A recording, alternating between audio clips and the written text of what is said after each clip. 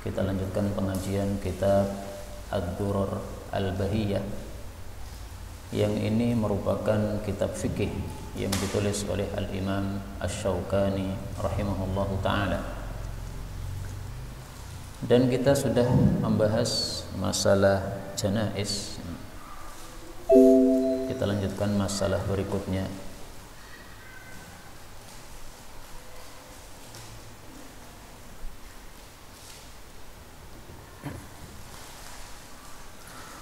Sudah masuk zakat ya, zakatnya. Faslun, pasal baru. Wala yujma'u, tidak boleh digabungkan, baina muftarikin, antara yang terpisah, minal an'am, dari binatang ternak. Wala yufarraqu, tidak boleh dipisahkan, baina mujtami'in, antara yang terkumpul, khasyatas sadaqah, karena takut untuk diambil zakat. Jadi maksudnya gini, ketika saya punya 40 ekor kambing ya, ini kan sudah mencapai nisab, wajib zakatnya 1 ekor kambing. Kalau saya khawatir diambil zakat, maka saya bisa pisahkan 20 kambing saya taruh di rumah saya, 20 lagi saya titipkan teman saya. Nah, ketika ambil zakat datang ke rumah saya, dia menghitung kambingnya ternyata 20, tidak mencapai nisab, tidak diambil zakat. Begitu ambil zakatnya sudah pergi, kemudian kambing yang 20 tadi digabungkan lagi. Nah, ini namanya curang, seperti ini tidak boleh. Atau sebaliknya, yujma' baina muftarik, yang sudah terpisah dikumpulkan supaya zakatnya sedikit, juga nggak boleh. 40 kambing, zakatnya 1 kambing. 80 kambing, zakatnya juga 1 kambing. Nah, sekarang saya punya 40 kambing, teman saya punya 40 kambing. Supaya zakatnya hanya 1, maka kita bersekongkol ya. Kita gabungkan aja 80 kambing. Nah, ketika ambil zakat datang, dia hanya mengambil 1 kambing, maka kita sudah untung separuh kambing ya. Saya hanya keluar separuh kambing, teman saya keluar separuh kambing. Ini seperti ini curang, ini tidak diperbolehkan di dalam Islam. Kemudian beliau mengatakan wala syai'a, tidak ada zakat fi madunal faridah, di bawah fardu. Maksudnya kalau belum mencapai nisab tidak ada zakatnya. Jadi misalnya nisab kambing 40, dia baru punya kambing 39 kambing, kurang 1 aja. Ini masih belum wajib zakat. Kalau mau keluarkan zakat boleh diterima, tapi nggak wajib. Nisab sapi 30, dia punya 29 kambing. Nah, ini tidak wajib zakat, tapi kalau mau mengeluarkan boleh. Nisab duit misalnya sekitar 75 juta ya. Ini baru 74 juta. Kurang 1 juta aja. Ya nggak wajib zakat, tapi kalau mau mengeluarkan lebih bagus lagi. Wala fil awqas, tidak ada zakat pada waqas. Apa sih waqas? Nah, di dalam footnote sudah saya jelaskan nih. Yang dimaksud waqas adalah ma yaqa'u baina fariidatai zakat. Hitungan antara nisab pertama dengan nisab kedua. Misalnya gini. Unta itu kalau sudah 5 ekor zakatnya 1 kambing. Kalau sudah 10 ekor zakatnya 2 kambing. Nah, antara 5 sampai 10 ini tidak ada zakatnya. 6, 7, 8, 9. Nah, dari 6 sampai 9 ini tidak ada zakatnya. Sehingga orang punya zakat 5, zakat apa? Punya unta 5, zakatnya 1 kambing. Punya unta 9, zakatnya juga 1 kambing. Itulah yang dimaksud waqas. Jadi waqas itu jarak antara nisab pertama dengan nisab kedua. Nah, maka ini tambahannya ini tidak ada hitungannya ya, dimaafkan oleh Allah Subhanahu wa taala. Dan inilah yang benar dalam masalah ini ya, karena ada pendapat yang mengatakan waqas diambil zakat. Nah, ini enggak benar. Kemudian wa ma kana min khalitain, apapun yang dari 2 orang yang berserikat, fayataraja'ani bisawiyah, maka keduanya saling nyusui dengan sama rata. Nah, ini bicara tentang ternak dari 2 orang yang berserikat. Misalnya saya punya kambing Jawa 40. Teman saya punya kambing domba 40. Nah, kemudian kita gabungkan. Ketika amil zakat datang, karena ini hanya jumlahnya 80, berarti zakatnya kan 1 ekor kambing. Ternyata yang diambil adalah domba, berarti yang diambil adalah milik teman saya. Nah, maka kewajiban saya adalah nyusui kepada dia. Kambingmu harganya berapa? Kambing ini harganya 4 juta. Oh baik, karena diambil 1, berarti saya separuh zakatnya, dia separuh zakatnya. Maka saya nyusui 2 juta kepada dia. Atau sebaliknya, amil mengambil kambing Jawa, berarti yang diambil milik saya. Nah, maka teman saya bertanya, kambing Jawanya berapa harganya? Oh, harganya itu 3 juta. Oke, berarti dia nyusui saya berapa? 1,5 juta. Itu maksudnya. Karena kadang-kadang zaman dulu itu 2 orang bertetangga kemudian merawat kambing, nah itu kemudian digabungkan. Kenapa? Supaya bisa istirahat. Saya misalnya jadwal hari Senin untuk menggembala kambing, nanti hari Selasa saya istirahat, nanti teman saya itu yang hari Selasa. Nah, bisa selang-seling begitu nyaman. Kemudian wala tu'khadhu, tidak boleh diambil harimatun yang sudah tua renta, wala dzatu awarin, tidak pula yang mempunyai cacat mata buta sebelahnya, buta sebelah mata, wala aibin, tidak pula yang punya cacat apapun, wala saghiratun, tidak pula yang masih kecil, ya cempe misalnya, wala akulatun, tidak pula yang banyak makan, hewan yang banyak makan, wala rubba, tidak pula yang rubba. Ya, rubba itu apa? Sudah saya jelaskan di bawah. Rubba itu adalah alladzi yurabba fil bait, ya. Kambing atau hewan yang dipelihara di dalam rumah. Jadi dia tidak diangon ke lapangan atau ke tempat rumputan. Jadi makanannya kita berikan kepada kambing tersebut. Nah, kambing yang seperti itu yang dirawat di dalam rumah itu tidak dibawa ke tempat-tempat untuk merumput, itu tidak boleh diambil sebagai zakat. Wala makhidun, tidak pula hewan yang mengandung, ya, yang hamil, tidak boleh diambil. Wala fahlu ghanam, tidak pula hewan pejantan dan di antara kambing. Jadi ringkasnya, amil zakat harus paham mana hewan yang boleh diambil, mana yang tidak. Dari 1 sampai berapa ini tadi? 8. Ini ringkasnya 2 saja. Ringkasnya adalah hewan yang diambil zakat itu tidak boleh mendolimi pemilik harta, tidak boleh mendolimi orang miskin yang akan mendapatkan zakat. Maka di sini yang sudah tua renta nggak boleh diambil. Kenapa? Mendolimi fakir miskin. Fakir miskin nanti mendapatkan zakat berupa kambing yang sudah tua renta, dagingnya sudah nggak enak, alat sekali. Demikian juga yang punya aib. Nah, ini tidak berhak diberikan kepada orang miskin. Ini merugikan. Yang bunting tidak boleh diambil. Kenapa? Merugikan pemilik hewan. Ini yang sudah bunting ini kan berarti 2 nyawa ini. Kalau diambil zakatnya itu berarti dia ngambil 2 bukan ngambil 1. Diambil pejantan nggak boleh. Pejantan kan harganya lebih mahal. Kemudian juga pejantan itu biasanya sedikit pada penggembala kambing itu. Rata-ratanya adalah betina. Pejantannya untuk membuahi atau menghamili hewan-hewan betina. Nah, kalau diambil ini merugikan. Tapi tentu saja ini kalau pemiliknya ridho nggak apa-apa. Jadi misalnya saya punya kambing bunting. Saya mengatakan silahkan diambil yang bunting supaya nanti orang-orang miskin yang mendapatkan zakatnya lebih senang. Nah, itu saya meridhokan begitu, nggak apa-apa. Saya meridhokan ini pejantan silahkan diambil, ambillah yang paling besar. Nah, kalau itu dari pemilik harta tidak ada masalah. Maka ringkasnya dalam Islam ini tidak boleh ada kezaliman. Saya ulangi lagi, di dalam Islam ini kita diajari oleh Allah tidak ada kezaliman. Ya. Allah mengatakan dalam Al-Quran, la tazlimuna wa la tuzlamun. Kalian tidak boleh dizalimi, kalian tidak boleh mendolimi, kalian juga tidak boleh dizalimi. Dan kita tidak boleh diam kalau ada kezaliman.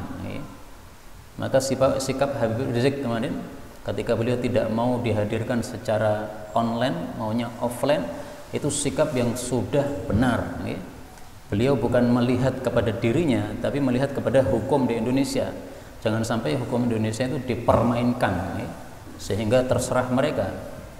Karena kalau masalah ini dibiarkan, nanti hukum-hukum berikutnya akan seperti itu, terserah mereka. Kalau mau offline, mau online, tergantung orangnya. Orangnya ini Islamnya bagus, jenggotnya banyak, sholat jamaahnya rutin, pengajiannya banyak, maka hukumnya online. Adapun yang lain-lainnya offline. Ini kan tidak adil seperti ini. Maka tidak boleh diam, tidak boleh diam melihat apa kezaliman. Karena Rasulullah SAW mengancam. Apa ancamannya Rasulullah SAW? Beliau mengatakan,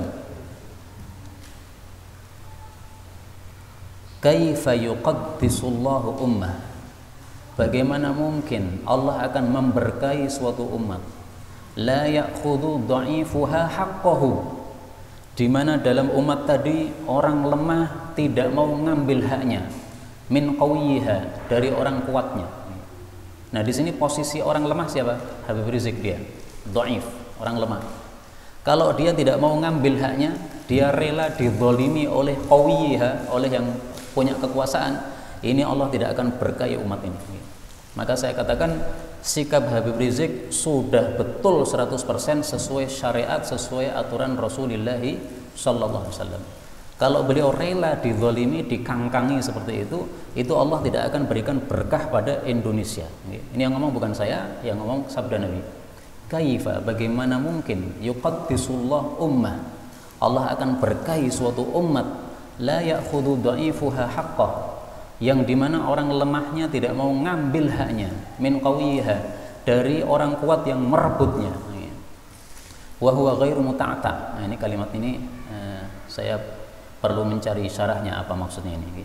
Tapi ringkasnya bahwa orang yang dizalimi tidak boleh dia berdiam diri kemudian dia merelakan, ya sudahlah, bunuhlah istriku, bunuhlah anakku, enggak boleh. Bahkan Rasulullah mengatakan kalau ada orang merampas hartamu, maka perangilah orang yang merampas itu, jangan kamu berikan, kata Nabi SAW. Sahabat yang bertanya itu kemudian bertanya lagi, ya Rasulullah, bagaimana kalau dia nekat merampas, akhirnya saya mati? Beliau mengatakan kamu masuk surga, mati syahid. Dia bertanya lagi, bagaimana kalau saya yang menang, dia kalah, dia mati? Beliau mengatakan dia yang merampas tadi masuk neraka. Nah, makanya Habib Rizik katanya mengatakan, udahlah kalau mau zalim silahkan zalim aja, putuskan, mau saya dibunuh ya nggak apa-apa, mau diputuskan saya seumur hidup di penjara ya silahkan aja. Kalau memang mau zalim, sezalim-zalimnya terserah. Ini hadis apa? Riwayat Baihaqi, dan ini derajatnya adalah sahih. Baik, kembali ke masalah ini tadi ya. Ringkasnya dalam Islam kita diajari adil, tidak boleh zalim. Kalau zalim dibiarkan, umat tidak akan dapat barokah. Bab berikutnya, bab zakatiz zahabi wal fiddah, bab zakat emas sama perak.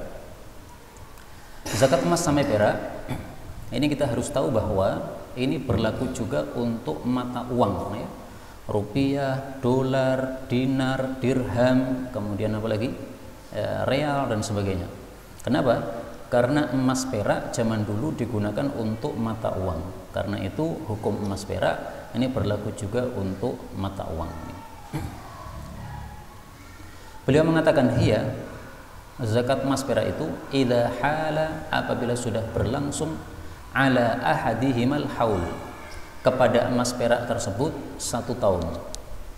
Zakatnya berapa? Rubu'ul usyur, 1/4 dari 1/10, maksudnya 1/40. Jadi zakat itu apabila sudah mencapai nisab dan sudah berlangsung selama 1 tahun, maka baru wajib zakat. Karena itu syarat zakat ada 2. Pertama, hartanya sudah mencapai nisab.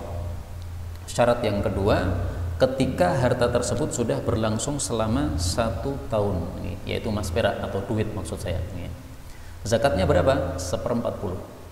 Maka kalau ada orang punya duit 80 juta, zakatnya adalah 1/40 dari 80 juta. Berarti berapa? 2 juta. punya uang 80 juta, zakatnya 2 juta, sedikit nih, nggak banyak nih. Dia masih punya celengan banyak, masih punya 78 juta nih. Karena itu orang yang mengeluarkan zakat jangan merasa pelit nih. Coba perhatikan nih, 80 juta dikasih oleh Allah, suruh kembalikan kepada Allah 2 juta, mosok pelit nih. Yang ngasih kamu itu siapa? Allah. Lah terus ditarik lagi oleh Allah, ya, kasih kepada saya sudah ngasih kamu, sekarang kamu kembalikan ke saya, ya 2 juta saja. Dan Allah minta kembali bukan untuk dirinya, Allah nggak perlu duit ya, tapi untuk menghidupi ini orang-orang fakir ini. Nah, maka kalau orang yang tidak mau mengeluarkan zakat, ini pertama dia sudah melanggar agama, dua menunjukkan dia pelitnya bukan main. Kemudian berikutnya, wa nisabudz dzahab, nisabnya emas adalah 20 dinaron, 20 dinar. Nah, sekarang nisabnya emas kalau bukan dalam bentuk dinar, dalam bentuk perhiasan atau emas batangan misalnya, berapa? Nah, para ulama mengatakan kalau dalam bentuk selain dinar, maka nisabnya adalah 85 gram. Jadi diingat-ingat aja ya. Nisabnya adalah kalau dinar itu adalah 200 sebagaimana 20 ya, sebagaimana sabda Nabi sallallahu alaihi wasallam, 20 dinaron. Tapi kalau mau dibikin gram itu adalah 85 gram. Wa nisabul fiddah, adapun nisabnya perak itu adalah mi'ata dirhamin ya, 200 dirham. Ini kalau secara gram ini sekitar 600 sekian gitu, saya nggak ingat. Tapi kalau mau dibuat rupiah, maka caranya bagaimana?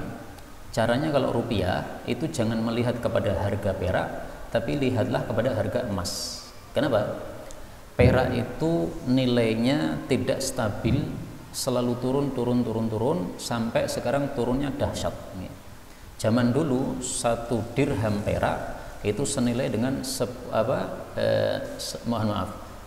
dinar emas itu senilai dengan 10 dirham perak, itu dulu. Tapi sekarang ini sudah sangat turun nilai perak ini, sehingga dia tidak bisa dijadikan sebagai patokan untuk mata uang.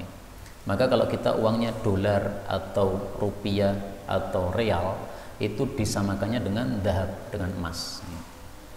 Nilai emas 85 gram sekarang berapa? Misalnya nilai emas 85 gram adalah 80 juta. Nah, berarti nisab zakat adalah 80 juta. Itu kalau mau pakai gram. Kalau mau pakai dinar juga nggak apa-apa. Nilai 1 dinar sekarang ini berapa rupiah? Konon sekarang ini antara 1,9 juta sampai dengan 2 juta. Anggaplah untuk memudahkan 2 juta. Nisabnya dinar adalah 20 dinar. Berarti 20 dikali 2. Berarti berapa? 4 ya, 40 juta. Itu dulu ya. Kalau sekarang sudah naik lagi, sudah bukan 2 juta lagi, tapi 4 juta atau 3 juta 900. Maka saya katakan tadi ringkasnya, zakat rupiah itu nisabnya sekitar 75 juta. Ya, naik turun lah, sesuai dengan apa? Harga emas atau harga dinar. Karena itu kalau mau mengeluarkan zakat, dilihat dulu harga dinar berapa atau dilihat harga emas berapa. Nah, sesuaikan zakat panjenengan dengan nilai emas tersebut. Kemudian beliau mengatakan wala syai'a fi ma duna dzalik, tidak ada zakat pada di bawah itu, di bawah 200 dirham atau di bawah 20 dinar atau di bawah 85 gram emas tadi, enggak ada zakatnya. Wala zakata, tidak ada zakat fi ghairihima, pada selain emas perak, minal jawahir, dari batu-batu mulia. Jadi intan, permata, berlian atau apapun lah yang saya nggak pernah lihat, saya cuma pernah dengar namanya, itu tidak ada zakatnya, meskipun harganya lebih mahal daripada apa? Emas sama perak. Loh, kok bisa gitu? Ini orang punya emas, nilainya misalnya sama dengan 10 rumah, ada zakatnya. Ini ada orang punya batu mulia yang lain, tapi bukan emas, bukan perak, nilainya 100 rumah misalnya, tapi tidak ada zakatnya. Kok bisa begitu? Nah, itu karena apa? Zakat ini adalah hukum syariat, Namanya hukum syariat itu tidak boleh ditetapkan kecuali ada dalil.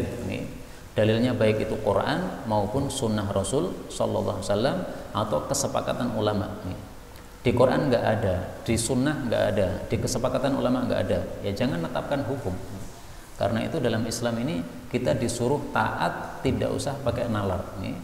Nggak usah pakai nalar, karena kalau pakai nalar kita akan mengatakan ini entan permata ada zakatnya karena lebih mahal daripada emas perak. Nggak begitu. Kemudian beliau mengatakan wa amwalit tijarah, harta perbisnisan tidak ada zakatnya. Lah di sini ini adalah saya kasih tanda kurung karena ini menyelisih pendapat mayoritas ulama. Sehingga ini jangan dipakai nih Pak. Jadi panjenengan yang punya bisnis jangan memakai fikih ini karena fikih ini bertentangan dengan mayoritas para ulama. Kenapa beliau mengatakan tidak ada zakat perdagangan? Karena beliau melihat semua hadis-hadis tentang zakat perdagangan semuanya dhaif. Saya jawab, betul, semuanya dhaif. Tetapi zakat perdagangan sudah ada dalam Quran. Mari kita perhatikan, dalam Al-Quran sudah ada. Memang Allah tidak mengatakan perdagangan, nggak ada. Tapi ini kalimatnya sudah jelas. Ya ayyuhalladzina amanu, wahai orang-orang yang beriman, anfiqu min thayyibati ma kasabtum, infakkanlah dari apa yang kalian usahakan. Kasabtum, kalian usahakan. Perdagangan itu termasuk usaha. Yang mengatakan begitu bukan saya, tapi yang mengatakan begitu adalah Rasulullah Sallallahu Alaihi Wasallam. Beliau pernah ditanya, ya Rasulullah, usaha apa paling bagus? Beliau mengatakan atyabul kasbi, usaha paling bagus adalah amalur rajul biyadihi, bekerja dengan tangannya sendiri, wa kullu bai'in mabrur, dan setiap jual beli yang baik. Nah, di sini jelas jual beli, ya, menjual itu adalah termasuk kasab, kasaba yaksibu, artinya usaha. Nah, Allah tadi mengatakan di dalam Al-Quran, anfiqu min thayyibati ma kasabtum. Karena itu Imam Bukhari di dalam kitab sahihnya beliau mengatakan bab zakat perdagangan. Nah, kemudian beliau tampilkan dalilnya ayat ini. Beliau tidak menampilkan hadis-hadis. Kenapa? Semua hadis tentang zakat perdagangan memang dhaif. Tapi cukup dari Al-Quran ini sudah menunjukkan adanya zakat perdagangan. Terus zakat perdagangan ini yang dihitung apa? Yang dihitung hanyalah barang-barang yang dijual. Adapun tanah tidak dihitung, bangunan tokonya tidak dihitung. Kenapa? Karena barang-barang itulah yang akan kita jadikan sebagai uang. Barang kita taruh di toko, kemudian orang datang membeli. Nah, kita cari duitnya itu. Barangnya kita nggak butuh, kita butuh duitnya. Maka ini zakatnya sama dengan zakat emas perak atau zakat duit sebenarnya. Meskipun itu berupa barang-barang dagangan, ya. Kenapa terkena zakat uang? Karena engkau mengumpulkan barang dagangan untuk mendapatkan uang. Nah, maka hukumnya disamakan dengan uang. Kemudian wal mustaghallat. Al mustaghallat itu apa? Nah, disebutkan di bawah. Oh, di sini tidak disebutkan, okay?